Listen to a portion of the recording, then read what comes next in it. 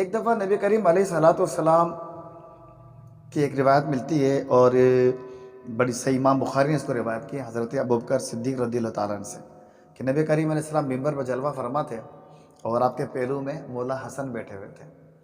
رسول اللہ صلی اللہ علیہ وسلم کبھی سامعین کی طرف دیکھتے اور کبھی مولا حسن کی طرف دیکھتے اور مسکرا دیتے۔ سبحان اللہ۔ تو کیا منظر ہوتا ہوگا، کیا شان ہوگی کہ صحابہ کی جرمٹ ہے، امام حسن ہیں سرکار کے پہلو میں بیٹھے ہیں، اور مصطفیٰ جان رحمت جلوہ گر ہیں۔ سبحان اللہ۔ تو اس اگر تصور کو اگر ہم اپنی نظروں میں لائیں تو جو اہل بیت کے دیوان ہوں گے وہ شاید جھوم اٹھیں۔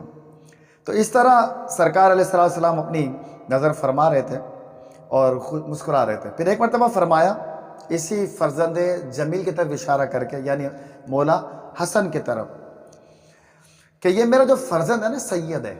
سبحان اللہ۔ میرا یہ فرزند کیا ہے؟ سید ہے۔ اس یہاں سے لقب بنا سید۔ سید کا مطلب ہے سردار، بڑا، لیکن یہ خاصہ ہے اس گھرانے کا کہ انہی کے لیے خاص ہو گیا کہ یہ سید کہلائیں گے۔ سبحان اللہ۔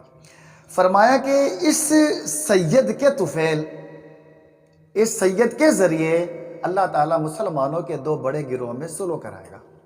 سبحان اللہ۔ دو مسلمان، وہ کیا سرکار نے فرمایا کہ فئتین عظیمتین مسلمتین، مسلمانوں کے دو عظیم گروہ۔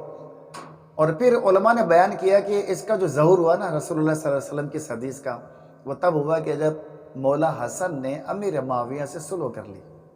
سبحان یہ معجزہ ہے۔